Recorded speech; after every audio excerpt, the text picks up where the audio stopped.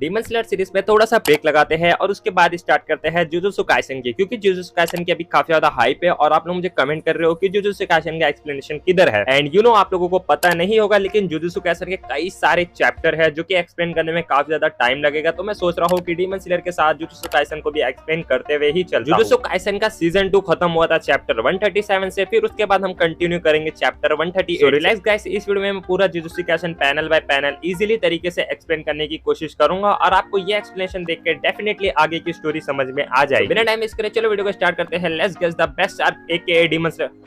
यार मैं jujutsu Kaisen का एक्सप्लेन कर रहा हूँ, तो चलो वीडियो को स्टार्ट करते हैं जुजुत्सु काइसेन के 138 चैप्टर से। लेकिन उससे पहले आप लोगों में से बहुत सारे लोग मेरी वीडियो को डेली देखते हैं, बट उसमें से कई सारे लोगों ने मेरी वीडियो को लाइक नहीं किया है और साथ ही चैनल को भी सब्सक्राइब नहीं किया है और आप लोगों ने बेल नोटिफिकेशन बेल को भी ऑल पे सिलेक्ट नहीं किया है। आपको मेरी वीडियो की नोटिफिकेशन नहीं आती है जिस वजह से। अगर आप लोगों ने ये सबको कर दिया है तो चलो जुजुत्सु काइसेन का एक्सप्लेन करते हुए मैं भी अपना काम करता हूँ। तो पहले सीजन 2 का थोड़ा सा रिकैप कर लेते हैं ताकि आपको याद रहे कि सीजन 2 एपिसोड में क्या हुआ था। तो लास्ट पार्ट में हुआ था टोक्यो में एक बहुत ही बड़ा धमाल, जिस वजह से आप सभी लोग देख सकते हो मैप में बताया जा रहा है कि टोक्यो का जो प्लेस है वो पूरी तरीके से ब्लैक है। मतलब इतना खतरनाक धमाल हुआ था कि उधर पे कोई भी जिंदा नहीं बचा, यहाँ तक कि हमें घर के बारे में भी कुछ दिखाया नहीं जा रहा है। ऑब्वियसली यार इतना बड़ा धमाल हुआ था। इसके बाद हम देखते हैं मेरा फेवरेट कैरेक्टर यूता को, जो कि खड़ा है जुजुत्सु हायरप के सामने और जुजुत्सु हायरप उसे 5 चीजें बताता है जो कि एनीमे पहले ही बता दिया है, लेकिन मैं फिर भी आप सभी को बता देता हूँ। पहली चीज तो ये कि सुगुरु गेटो जिंदा है और उसे मार देने का ऑर्डर दिया गया है। वैसे तो हमें पता है कि वो गेटो नहीं है, लेकिन ये चीज शायद से हायरप को नहीं पता है। फिर हमें दूसरी चीज बताई जाती है और दूसरी चीज ये कि सातोरू गोजो ने शिबुया इंसिडेंट में ऑर्डर के खिलाफ जाके काम किया है, जिस वजह से वो गिल्टी है। लेकिन क्योंकि अभी वो सील है तो उसे सील ही रहने दो, अगर कोई भी उसे आजाद करेगा तो उसे क्रिमिनल मान लिया जाएगा। फिर तीसरी चीज हमें बताई जाती है माशामिची यागा जो कि प्रिंसिपल है और उन्हें डेथ पेनल्टी दे दी गई है क्योंकि वो गोजो और सेतो के भी प्रिंसिपल थे, बट वो उन दोनों को हैंडल नहीं कर पाए, जिस वजह से इतना बड़ा शिबुया इंसिडेंट हुआ। चौथी चीज वो बताते हैं कि जो यूजी इतादोरी को मारने के ऑर्डर्स थे जो कि गोजो को ऐसे पोस्टपोन कर दिए गए, उसे वापस से रिज्यूम कर रहे हैं और इतादोरी यूजी को मारने के ऑर्डर से। समझ सकते हो हायरप्स कितने हरामी लोग। एंड फिर आती है लास्ट और सबसे फाइनल 5वीं ग्रेड जो कि है स्पेशल ग्रेड। सोर्सर यूता को ऑर्डर दिए गए हैं इतादोरी यूजी को मारने के, और इस चीज के लिए यूता भी काफी ज्यादा एक्साइटेड है क्योंकि वो खुद अपने हाथों से यूजी को मारना चाहता है। क्योंकि शिबुया इंसिडेंट के दौरान यूजी ने इनुमाकी का हाथ काट दिया था और क्योंकि इनुमाकी यूतो का दोस्त है तो इसलिए यूता यूजी को मारना चाहता है। और अगर मैं इधर पे आप सभी को स्पॉइलर दे दूं तो आप लोग अब वीडियो को स्किप नहीं करना, क्योंकि वीडियो काफी ज्यादा इंटरेस्टिंग होने वाली है। मतलब सीरीज बहुत ही ज्यादा खतरनाक होने वाली है। जिसके बाद हमें ज़ेनिन क्लैन का हेडक्वार्टर्स का सीन दिखाया जाता है, जिधर पे हम मिलते हैं स्पेशल ग्रेड 1 सॉर्सर से नोया ज़ेनिन से, जो कि बहुत ही ज्यादा बदतमीज है। वो पूछता है कि माँ की ज़ेनिन का क्या हुआ, क्या वो मर चुकी है। नोया जो कि बहुत ही बदतमीज किस्म का इंसान है, वो कहता है कि माँ की ज़ेनिन खूबसूरत तो थी लेकिन उसके पास दिमाग बिल्कुल भी नहीं था। उसे बिल्कुल भी पता नहीं था कि लड़कों को कैसे ट्रीट किया जाता है। जो भी लड़की किसी भी लड़के से आगे जाना चाहती है या फिर सोचती है कि वो उस लड़के के बराबर है, उन सभी को मार देना चाहिए। और ऐसा मैं नहीं कह रहा हूँ, ऐसा नोया कह रहा है, क्योंकि माँ की खुद को नोया के बराबर समझती थी, इसलिए नोया उसे पसंद नहीं करता है। जिसके बाद वो ऑफिस में गेट खोल के घुसता है तो मिलता है 2 जन से, जिनिशी ज़ेनिन और ओगी ज़ेनिन से, और वो दोनों ही नोया के अंकल है। जैसे ही नोया गेट खोलकर अंदर घुसता है, ओगी ज़ेनिन कहता है कि तुम लेट हो, जिस पर नोया खुशी खुशी सॉरी बोलता है, क्योंकि वो इस टाइम पे इतना ज्यादा खुश इसलिए है क्योंकि वो अब लीडर बनने वाला है ज़ेनिन क्लैन का। और जैसे कि मैंने बताया नोया बहुत ही बदतमीज किस्म का इंसान है, वो अपने अंकल्स की बेइज्जती करता है, जिस वजह से गुस्सा होकर ज़ेन्सी उसे एक पंच मारता है, लेकिन नोया उसे डॉज कर लेता है और ओगी भी अपनी स्वॉर्ड निकाल के उसके गर्दन पर रख देता है, बट वो उसे चाहकर भी नहीं मार सकता क्योंकि नेक्स्ट ज़ेनिन क्लैन का लीडर नोया ही बनने वाला था। जिसके बाद एक बूढ़ा इंसान उस रूम में घुसता है जो कि बताता है मास्टर नोबितो ज़ेनिन मरने से पहले वसीयत लिखी थी कि उसके बाद नेक्स्ट ज़ेनिन क्लैन का लीडर कौन बनने वाला है। और अगर आप लोगों को नहीं पता है तो मैं बता दूं, मास्टर नोबितो ज़ेनिन नोहा ज़ेनिन के फादर थे और क्योंकि शिबुया इंसिडेंट से उनकी तबीयत काफी ज्यादा खराब थी, इसलिए वो अब मर चुके हैं और यही टाइम है एक लीडर चुनने का। जिसके बाद वो बूढ़ा इंसान अपने बैग से एक डायरी निकालता है और उधर पे बैठ के पढ़ने लगता है। वो पढ़ता है कि ज़ेनिन क्लैन का अगला 27th लीडर बनेगा नाहो ज़ेनिन, जो कि उसका बेटा है, और जितनी भी संपत्ति, टूल्स और कर्स एनर्जी है वो सारे नाहो ज़ेनिन के संपत्ति में चली जाएगी और सारी भी चीजें उसके नाम हो जाएगी। लेकिन कहानी में ट्विस्ट तो तब आता है जब वो पढ़ता है कि अगर किसी भी रीजन से सातोरू गोजो की डेड हो जाती है या फिर वो मेंटली इनकैपेसिटेट हो जाता है तो ना चाहते हुए भी मेगुमा फुशिकिरो को नेक्स्ट ज़ेनिन क्लैन का लीडर बना दिया जाएगा। और ये सुनते ही नाहो ज़ेनिन का गुस्सा 7वें आसमान पर चला जाता है और सोचने लगता है कि जब मैं ज़ेनिन क्लैन का लीडर बनने वाला हूँ तो सभी मेरे खिलाफ खड़े हो गए। इसके बाद उसकी फीमेल अटेंडेंट उसे बताती है कि मेगुमी फुशिगुरो अभी टोक्यो में है और वो सुकिना के वेसल को ढूंढ रहा है, यानी कि इतादोरी की बात हो रही है। जिसके बाद नोहाया गुस्से में बोलता है कि वो इतादोरी को मार देगा और ये चीज तुम हायर अप को बता देना, लेकिन उसका एक्चुअल प्लान तो मेगुमी फुशिगुरो को मारना है ताकि वो जेनिन क्लैन का लीडर आसानी से बन सके। इसके बाद हम देखते हैं यूकी को, जो कि उधर पे किसी से फोन पे बात कर रही थी और माफी मांग रही थी उधर पे लेट पहुंचने के लिए। वो शायद से जुजुत्सु हाइपर से माफी मांग रही होगी उधर पे लेट पहुंचने की वजह से। और फिर फोन रखने के बाद यूकी खुद से ही बात करती है कि वो किसी की भी साइड में नहीं है, उसके खुद के कुछ मोटिव्स है। वो चाहती है कि इस दुनिया से सारे भी कर्स एनर्जी खत्म हो जाए, जिसके बाद वो यूजी टेनगन से सामने से जाके बात करेगी। इसके बाद हम देखते हैं यूजी इतादोरी को, जो कि सीढ़ियों पे बैठा है, वो भी बहुत निराश और हराश। और तभी वहां पे चोसो आ जाता है और यूजी के इंजरीज के बारे में पूछता है, जिस पर यूजी बताता है कि सुकुना के वजह से वो ठीक तो हो गया है, लेकिन अब सुकिना अंदर ही अंदर और भी ज्यादा पावरफुल हो गया है। इसके बाद चोसो कहता है कि वो अकेले ही फैमिली मेंबर को हैंडल कर लेगा और इकट्ठा कर लेगा। अगर यूजी चाहता है तो वो जुजुत्सु हाई जा सकता है। जिस पर यूजी कहता है कि वो जुजुत्सु हाई नहीं जाएगा, क्योंकि सुकुना के दिमाग में पहले से ही मेगुमी फुशिगुरो के लिए कोई प्लान बन रहा है। और जैसे कि सुकिना ने मेरे ऊपर ओवरटेक कर लिया था और सुबिया इंसिडेंट में इतना बड़ा इंसिडेंट हो गया जिस वजह से कई सारे लोगों की जान चली गई। इसके बाद यूजी कहता है कि तुम्हारे दोनों भाई को भी मैंने ही मारा था, जिस पर चोसो कहता है कि वो तुम्हारी गलती नहीं है, उसे सुकुना ने मारा था और क्योंकि मैं तुम्हारा बड़ा भाई हूँ इसलिए मैं तुम्हें माफ करता हूं। इसके बाद वो दोनों उधर पे सीढ़ी पर खड़े होते हैं और फिर उधर से जाने लगते हैं। जिसके बाद हम देखते हैं यूता को और नायो जेनिन को, दोनों ही यूजी को मारने के लिए निकल चुके हैं। सो गाइस, ये था 138 चैप्टर जुजुत्सु काइसेन का, और मैं ये एक एग्जांपल के लिए वीडियो बनाया हूँ, जिस वजह से इसमें सिर्फ मैंने एक ही चैप्टर को एक्सप्लेन किया है। क्या मुझे जुजुत्सु काइसेन के आगे चैप्टर को एक्सप्लेन करना चाहिए या फिर आप लोग कोई दूसरा एनीमे देखना चाहते हो, जो कि मुझे कमेंट सेक्शन में जरूर बताना। और अगर आप लोगों को जुजुत्सु काइसेन का एक्सप्लेनेशन पसंद आ रहा है तो मैं नेक्स्ट वीडियो में 3 से 4 चैप्टर को कवर करूंगा और एक लॉन्ग वीडियो बना के अच्छे से अपलोड करूंगा। और क्या आप लोग जुजुत्सु काइसेन का एक्सप्लेनेशन देखने में इंटरेस्टेड हो तो आपको इस वीडियो पे 300 लाइक्स करना होगा, जिसके बाद ही मैं जुजुत्सु काइसेन का नेक्स्ट वीडियो अपलोड करूंगा। तो आप लोगों को इतना तो करना ही होगा। चलो मिलते हैं नेक्स्ट वीडियो में, तब तक के लिए till then take care, bye bye. और हाँ, इसके बाद बहुत ही इंटरेस्टिंग फाइट होने वाली है, यूता यूजी की और नायो और चोसो की फाइट होने वाली है।